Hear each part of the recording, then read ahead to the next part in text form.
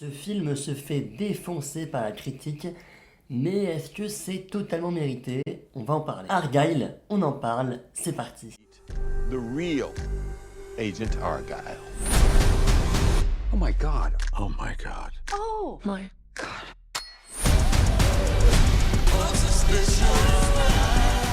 L'auteur solitaire Ellie Conway écrit des romans d'espionnage à succès sur un agent secret nommé Argyle qui a pour mission de démanteler un syndicat mondial d'espionnage. Cependant, lorsque les intrigues de ses livres commencent à refléter les actions d'une véritable organisation d'espionnage, la frontière entre fiction et réalité commence à s'estomper. Le film Argyle est donc sorti ce mercredi 31 janvier, donc la semaine dernière, à l'heure où je tourne cette vidéo, et personnellement, ça fait même une semaine, jour pour jour, que je l'ai vu, puisque j'étais le voir en avant-première, donc la veille de la sortie, le mardi 30.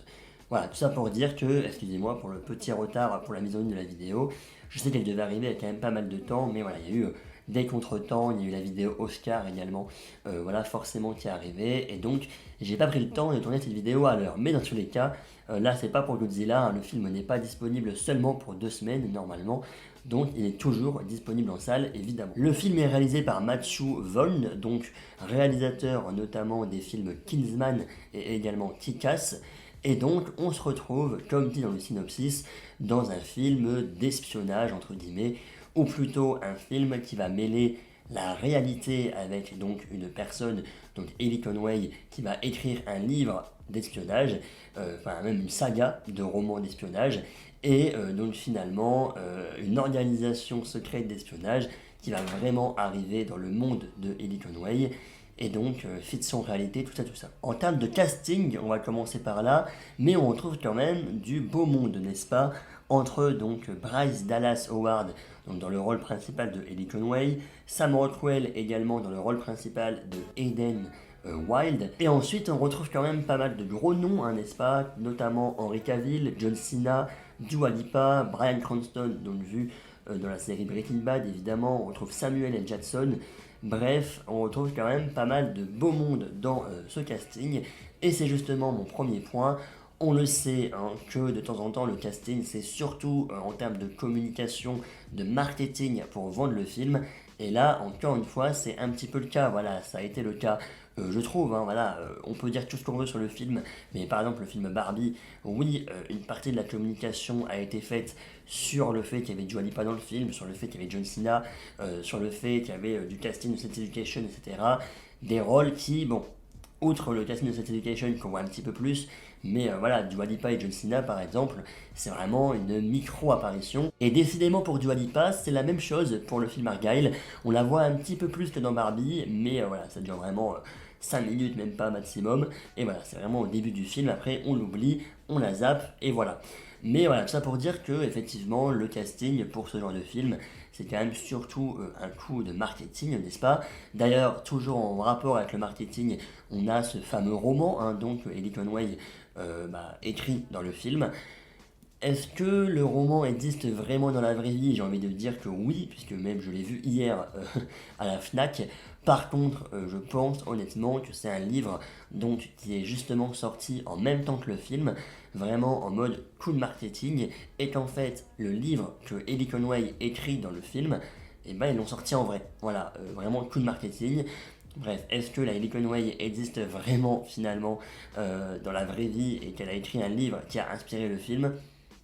Je pense plus qu'on est dans la solution que le film est totalement original et que, eh ben, ils ont sorti le livre pour faire vendre le film. Et justement, on va forcer le marketing puisque le budget du film est quand même de, attention suspense, 200 millions de dollars, et on sent et on sait que le film va flopper au box-office. Je pense qu'on est là peut-être sur le premier gros flop de l'année 2024, puisque oui, voilà, le film a pas des super bons retours, et je pense honnêtement qu'il peut flopper.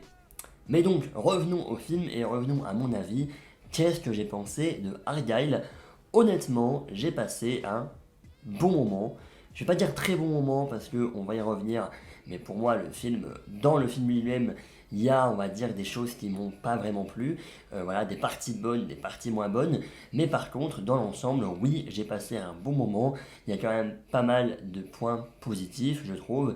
et des points qui peuvent paraître négatifs pour d'autres personnes, qui, j'avoue, moi je l'ai trouvé assez normal, puisque il faut considérer pour moi le film comme un nanar, entre guillemets. Voilà, tu rentres dans la salle, tu enlèves ton cerveau, ou tu poses ton cerveau avant d'entrer dans la salle, tu t'installes et tu regardes ça un petit peu comme ça, pour le fun. Et j'avoue que moi, par exemple, ça peut être un film que je peux revoir, voilà, de temps en temps, en mode un petit peu film plaisir coupable. Voilà, c'est pas le film non plus révolutionnaire en termes de scénario, c'est pas le film révolutionnaire en termes de jeu d'acteur, on va y revenir, d'effets spéciaux, on va y revenir. Par contre, j'avoue que j'ai passé un bon moment, puisque je pense que le but du film, c'est plus un film parodique, j'ai envie de dire, voilà, sur tous ces films d'action hollywoodiens, sur tous ces films d'espionnage, etc. On se moque, je pense, un petit peu des films à la John Wick, par exemple, ou même à la Mission Impossible, pourquoi pas. Voilà, des scènes qui peuvent paraître, honnêtement, oui, surréalistes dans notre monde actuel, voilà, des facilités scénaristiques, etc. Mais qui, par contre, oui, dans ce genre de film, ça passe et ça match.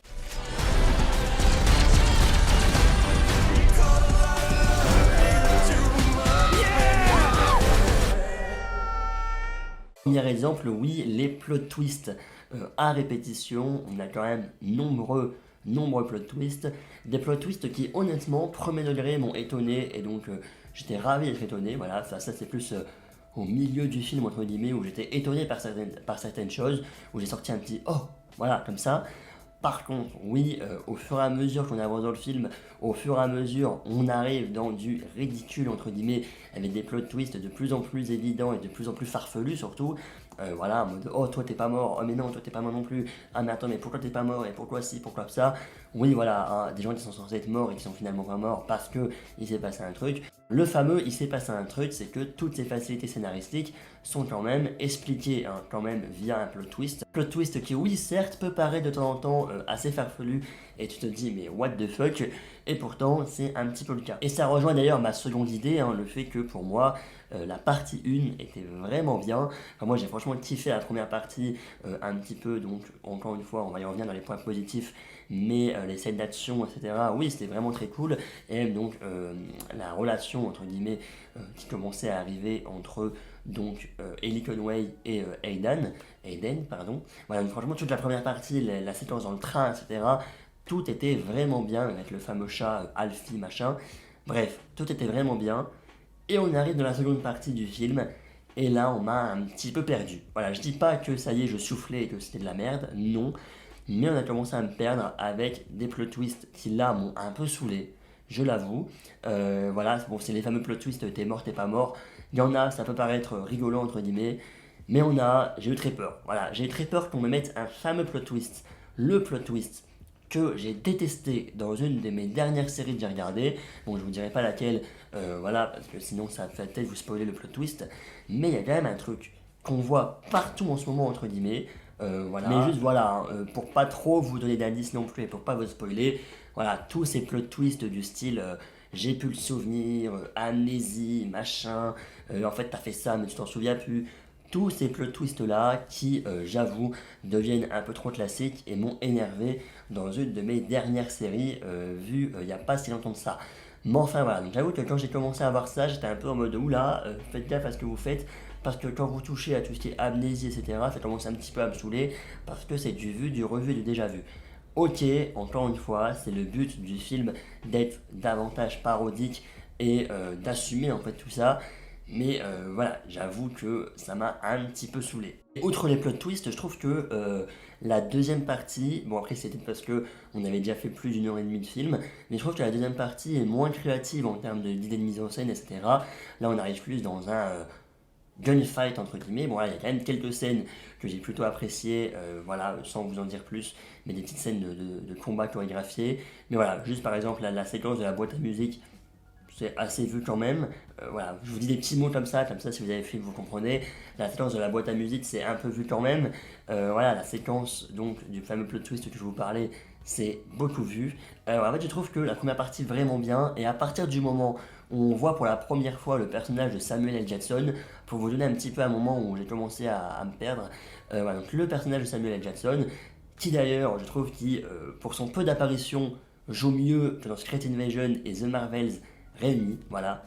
Nick Fury n'est plus ce que c'était, hein. Mais voilà, d'ailleurs j'ai un peu eu l'impression de revoir un Nick Fury, je trouve qu'il joue un petit peu les mêmes rôles, mais voilà, en tout cas je trouve que dès l'apparition de Samuel L. Jackson, c'est là où la deuxième partie a commencé et qu'on est arrivé au fur et à mesure voilà, dans quelque chose d'invraisemblable. Je pense que surtout c'est justement à ce moment-là où mon cerveau que j'avais laissé à la porte de la salle a commencé à revenir peu à peu vers moi, où voilà, là j'ai vu un petit peu plus les défauts on va dire du film. Par contre, encore une fois, dans l'ensemble, j'ai passé vraiment un bon moment. Sur Letterboxd, j'ai mis 3,5 sur 5, je pense, et donc même sur Seriebox, donc un autre site que j'utilise pour tout ce qui est jeux vidéo, séries, films, j'ai mis 14, je pense, sur 20. Donc voilà, ça reste en tout cas une bonne note, j'ai passé un bon moment. Et ce beau moment est surtout dû à deux éléments du film que j'ai beaucoup apprécié, notamment la première, les scènes d'action. C'est original, je trouve, en termes de... Enfin, original. Pas forcément, mais en tout cas, on va se servir d'objets du décor pour faire certaines choses, et ça, c'est cool. On va se servir de quelques éléments du scénario pour également faire quelques petites choses. J'en dis pas plus, mais voilà, si je vous dis juste pata à glace, voilà, juste ça. On va se servir de certains éléments, voilà, pour... c'est bien, je spoil pas, je dis juste des petits mots hors contexte pour les gens qui n'ont pas vu le film. Et voilà, on va se servir de temps en temps d'éléments du décor, c'est cool. Et surtout, ben, on a une idée de mise en scène assez sympathique, puisque en fait, donc le personnage joué par Sam Rockwell est un espion dans le monde réel entre guillemets, sauf que dans les yeux de Ellie Conway, donc l'autrice de son roman finalement, elle va voir soit Sam Rockwell, donc l'espion qui est avec elle finalement, donc soit l'espion là, ou soit l'espion issu de son roman, donc joué par Henry Cavill.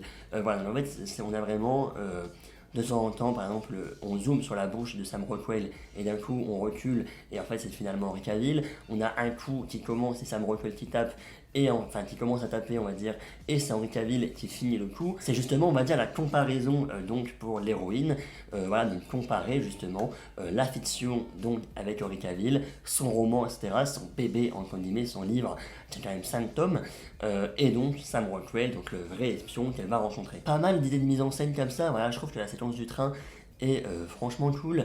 On a pas mal d'humour aussi, le film est assez drôle quand même dans pas mal de situations. Le film, on va dire 4 bonnes scènes d'action, je pense. Voilà, notamment donc la première, la séquence du train. Ensuite, au fur et à mesure, je ne vais pas trop non plus tout détailler. Mais voilà, on a quand même 4 bonnes scènes d'action et je trouve qu'elles sont vraiment tous réussis. Même si à la fin, j'avoue, encore une fois, dans la partie 2, le climax et les scènes d'action commencent à être un peu longues. Voilà, quand est-ce que ça va se terminer cette histoire, toi t'es mort, t'es pas mort, etc. Stop, voilà, finissez le film au bout d'un moment. La fin d'ailleurs, et la fameuse scène post-générique, voilà, sans vous spoiler ce que c'est, parce que j'ai pas envie de faire non plus de partie spoiler, sans vous spoiler ce que c'est, oui, je pense que c'est surtout plus du troll, entre guillemets, et finir le film avec du troll, plutôt que annoncer un spin-off ou des suites, etc. au film. Donc voilà, ça c'est mon idée, je pense pas qu'on verra de Argyle 2, surtout c'est le film flop, hein, c'est très possible en tout cas. Et le deuxième élément que j'ai adoré, c'est les musiques. Oh là là, les musiques. On est dans un mood disco un petit peu et franchement ça allait super bien avec le genre du film, ça allait super bien avec bon, justement les scènes représentées, je trouve. Voilà, déjà la musique du générique de fin est très cool, je l'écoute encore en ce moment. Voilà, même là du coup la musique qui illustre la scène du train, c'est dynamique, etc. On est vraiment ouais, dans un mood dansant, disco, etc. Limite on peut s'ambiancer sur le siège carrément. Voilà. Pour conclure, le film Argyle, c'est pour moi une petite réussite. Voilà, j'ai passé en tout cas un beau moment. Oui, ce sera pas un film mémorable, j'avoue que ça fait une semaine que je l'ai vu et j'ai quand même déjà oublié quand même certains passages du film. C'est pas un film mémorable, évidemment, la communication autour de Henry Cavill, Dua Lipa, etc. Faut pas attendre non plus à les voir beaucoup. Les acteurs principaux du film, voilà, c'est vraiment l'actrice qui joue Ellie Conway, c'est Sam Rockwell, c'est également, pourquoi pas également Bryce Cranston. Voilà, c'est vraiment les 3 acteurs vraiment principaux. Oui, Dua Lipa, on la voit 3 minutes. Henry Cavill, pour le coup, je pensais qu'on l'aurait vu moins, hein, quand même. Voilà, c'est pas non plus un acteur principal du film, entre guillemets. Voilà, c'est vraiment plus là, pour le coup, de la communication sur le film. Et en voyant la bande-annonce, etc., et même en voyant finalement d'autres films, quand on voit surtout la bande-annonce, on se doute que c'est un coup de marketing et c'est pas non plus une critique à avoir sur le film. Évidemment, je suis même pas revenu là-dessus du coup, mais oui, les effets spéciaux sont quand même à certains moments assez mal faits. On a un surjeu des acteurs également, mais voilà, en tout cas, tout est voulu en fait pour avoir un film parodique, un film nanar, on passe à un bon moment, les scènes d'action sont cool, sont bien chorégraphiées, on a de la musique, disco, etc. qui est franchement cool, les personnages sont attachants, et même si la scène de fin, ce sera plus pour moi du troll, ça me ferait plaisir en tout cas de revoir ces personnages, enfin surtout du coup le duo d'acteurs principaux qui était franchement attachant. Voilà, les plot twists à répétition, certains sont sympas, d'autres, oui, on commence à tirer sur la corde, et notamment la deuxième partie qui, pour moi, un peu, voilà, commençait à partir un peu plus en cacahuète que la première. Que là, pour le coup, j'ai vraiment trouvé bien, que ce soit en termes de scénario, en termes de rythme, c'était vraiment bien aussi, en termes d'idées de mise en scène, idées créatives, la musique, etc.